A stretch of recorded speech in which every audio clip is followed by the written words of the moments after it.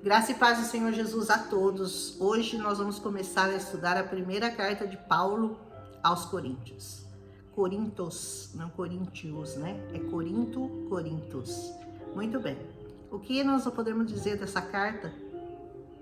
O primeiro capítulo é bastante longo. Provavelmente eu vou dividi-lo em duas partes, para que não fique muito sobrecarregado, para que não canse muito vocês, né? Primeiro eu vou dar uma breve visão histórica daquele local, porque Paulo escreveu a carta. Então essa igreja de Corinto, ela enfrentou muitos problemas, como enfrenta a nossa igreja hoje. Então eles também enfrentavam problemas que até hoje são presentes no mundo, por isso ela é uma carta muito atual, né? Um dos problemas que nós vamos notar na igreja de Coríntios diz relação à desunião, eles não estavam muito unidos, falsos ensinamentos e imoralidade. Imoralidade porque quando Paulo começou a ir lá e pregar o evangelho, a cidade era dominada por ídolos, por falsos ensinamentos, por falsos deuses. Então, isso daí acabou se misturando com a igreja de Corinto. Daí a necessidade, então, da gente estar estudando, porque Paulo escrevia conforme a necessidade de cada lugar. Nós vamos perceber os ensinamentos dados aos romanos são diferentes daquilo que ele instrui os coríntios. Então, um provavelmente não tinha o mesmo fundamento do outro, o mesmo ensino do outro. Só nós é que conhecemos todas as cartas agora, porque elas foram unidas na Bíblia, mas naquele tempo não era assim. Então a coisa era bem específica para cada localidade, né? Nós aprendemos na primeira carta aos Coríntios que Paulo vai ensinar esses santos lá da igreja de Corintos como promover a união dentro da igreja, como aprender as coisas de Deus, o papel do corpo físico como o templo do Espírito Santo naquele lugar, a natureza dos dons espirituais, também Paulo vai falar sobre isso, a importância de se tomar o sacramento. É nessa carta que Paulo vai instruir sobre como tomar a Santa Ceia. As palavras que até hoje nós usamos foram usadas nessa carta pela primeira vez, né? Que mais? Por meio do estudo de ensinamento de Coríntios também, que é registrado nessa carta, os alunos puderam aprender, os alunos de Corinto, eu digo, eles puderam aprender doutrinas, princípios que ajudariam a caminhada deles dentro da nova realidade que Paulo apresentava a eles dentro do corpo de Cristo, né? O versículo inicial da primeira carta aos Coríntios indica que ela foi enviada por Paulo. Ele já começa cumprimentando a igreja no seu próprio nome. E um discípulo dele chamado Sóstenes, preste atenção, que pode ter servido como um escrevente. Acredita-se que ele foi o escrevente da carta aos Coríntios. Embora os detalhes da função desse Sóstenes não sejam muito bem claros, bem conhecidos, né?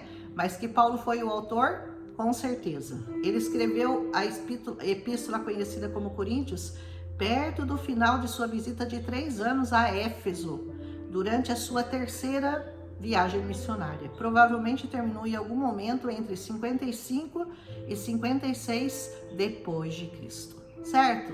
Bom, pinceladas essas primeiras narrações históricas, né? Nós vamos então começar a carta aos Coríntios, capítulo 1, né? Que é bastante bonita, muito bonita mesmo, vocês vão ficar impressionados. Como eu disse, eu não vou terminar hoje, porque a carta é longa e eu quero ser bem específica, porque não há por que a gente correr, né? Alguém aí tá com pressa? Na verdade eu tô um pouco ansiosa para terminar, porque agora faltam só 100 e poucos capítulos para eu terminar a Bíblia. Eu já gravei quase 1000, né?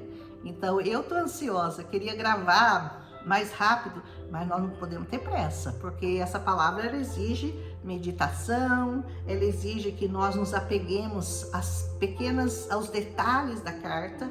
Então não vamos ter pressa, né? Que eu tenho todo o tempo do mundo, quer dizer, eu não sei quanto tempo eu tenho, mas eu tenho bastante tempo, eu espero, né? Para terminar a gravação de toda a Bíblia. Paulo começa assim a 1 Coríntios. Paulo, chamado apóstolo de Jesus Cristo. Você também é chamado de apóstolo de Jesus Cristo, servo do Senhor Jesus, pela vontade de Deus. Não é pela vontade dele, percebe? eu digo que nós não vamos para Cristo por nossa própria vontade, a gente só vai para Cristo se for pela vontade dele. Se não for a vontade dele, você não vai nunca. Seu corpo, sua carne não irá nunca para o Senhor. É pela vontade do Senhor que nós somos salvos, que nós somos chamados, escolhidos, separados, santificados para a glória do Senhor Jesus, né? E o irmão Sóstenes, aqui é a primeira vez que ele vai citar esse irmão Sóstenes. Ele diz, a igreja de Deus, a igreja de Deus que está em Corinto. Eu não falo que o nome da igreja é igreja, porque é a igreja de Deus. Só o lugar é que muda. A igreja de Deus que está em Corinto, aos santificados em Cristo Jesus, chamados santos. Você foi santificado por Jesus? Então você pode ser chamado de santo. Aleluia! Com todos os que em todo lugar invocam o nome do Senhor Jesus, Senhor deles e nosso. Olha que lindo! Se você invoca o nome do Senhor junto com todos os seus irmãos, você pode ser chamado santo. Santo, eu já expliquei, significa separado para o evangelho do Senhor Jesus. Graça e paz da parte de Deus, nosso Pai, e do Senhor Jesus Cristo. A graça e a paz. Eu sempre começo as minhas palavras aqui, os meus estudos, dizendo graça e paz. É tudo o que você precisa para a sua vida. Correr bem, em paz, tranquila. É a graça e a paz. Amém? Sempre dou graças ao meu Deus, diz Paulo, por vós, pela graça de Deus que vos foi dada em Cristo. A graça te é dada em Cristo Jesus, porque em tudo fostes enriquecidos nele. Você está enriquecido? Então saiba que você é rico em Cristo Jesus, em toda palavra e em todo conhecimento. Ele não falou em todo dinheiro, né? Nós estamos enriquecidos em toda palavra e em todo conhecimento. Como o testemunho de Cristo foi mesmo confirmado entre vocês. De maneira que nenhum dom vos falta. Vocês não têm falta nenhuma de dom.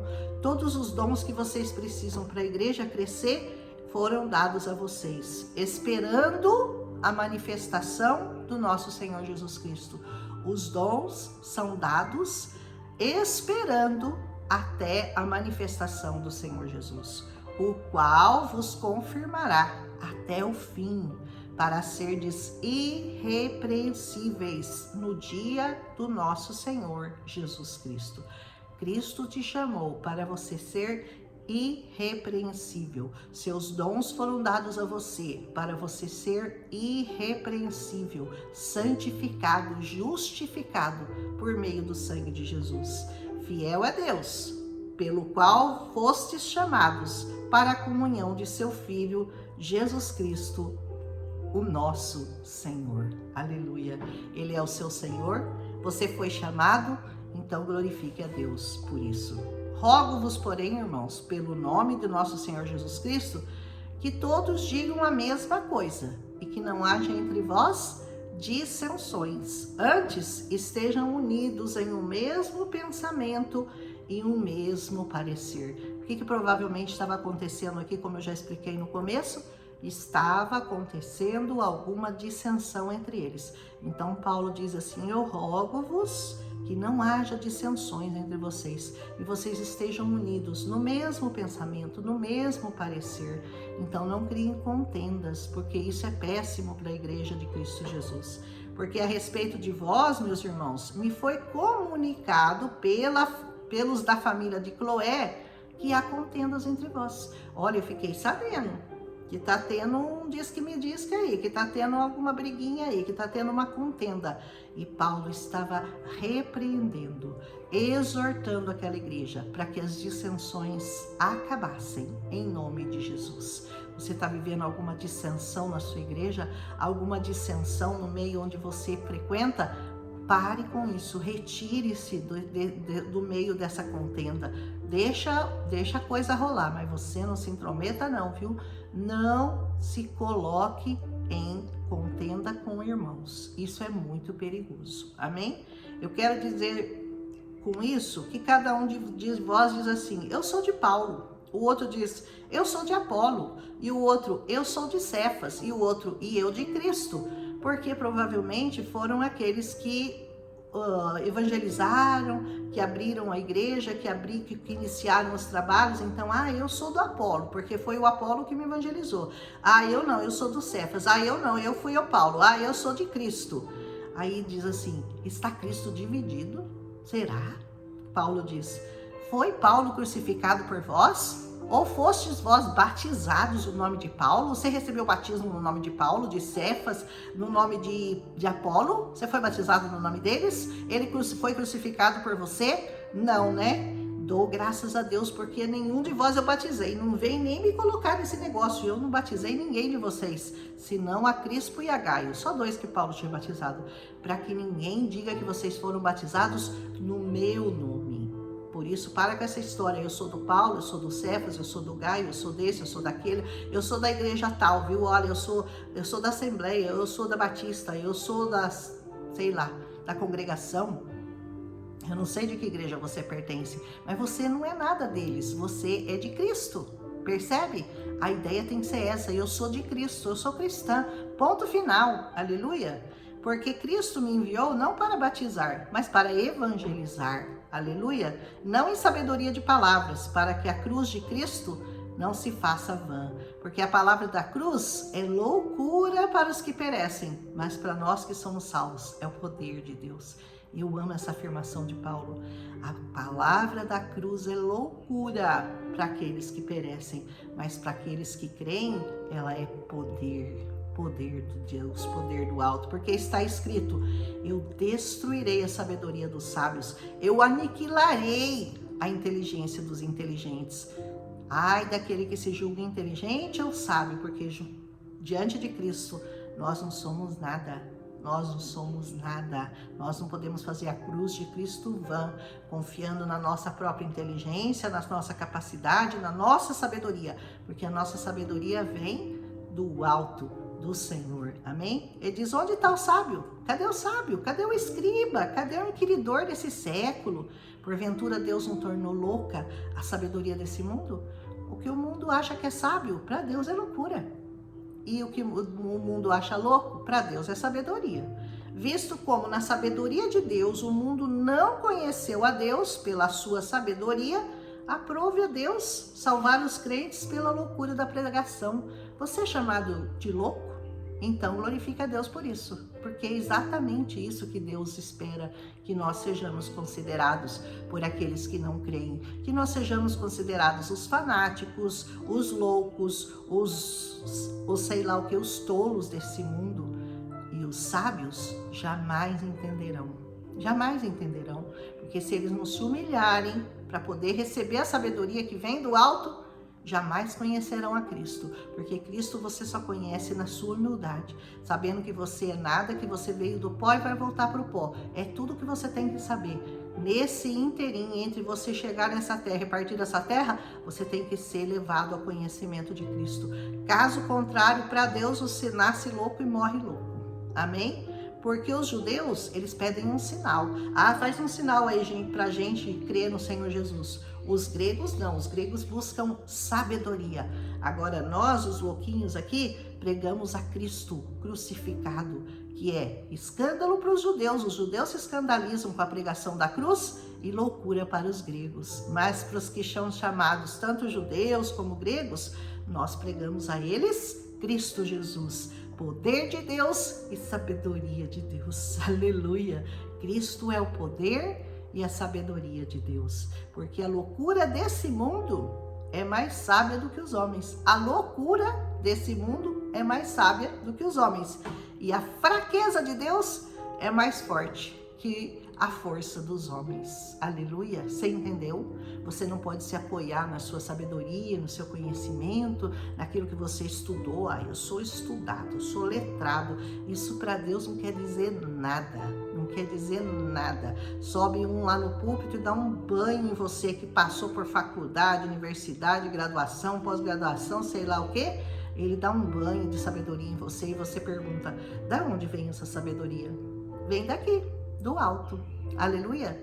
Muito bem, porque vocês vejam, irmãos, a vossa vocação, que não são muitos os que são sábios segundo a carne, e nem muitos os poderosos, e nem muitos os nobres que são chamados, Mas Deus, eu gosto muito disso, Deus escolhe as coisas loucas deste mundo para confundir as sábias, e Deus escolhe as coisas fracas deste mundo para confundir as fortes. Então você não vai encontrar no nosso meio muitos sábios, muitos doutores, muitos poderosos. Deus escolhe as coisas loucas desse mundo, o mais humilde, o mais que se considera necessitado de Cristo, aquele que se humilha na presença do Senhor, falou: Senhor, eu não sei nada, mas me usa, me capacita. Olha, eu nem mal sei ler, Senhor, mas eu quero te servir. É só o que o Senhor precisa, é disponibilidade para servi-lo. E o resto, Ele vai te capacitar. Vocês conhecem o ditado, né? Que Deus não escolhe os capacitados, Ele capacita os escolhidos. Aqui em Corinto dá para você perceber que é assim mesmo que funciona. Aleluia! E Deus escolheu as coisas vias desse mundo, as desprezíveis. Aqui todo mundo olha e fala: nossa, mas quem que é esse daí para achar que ele pode subir e me ensinar alguma coisa? Que ele pode falar alguma coisa que eu não saiba?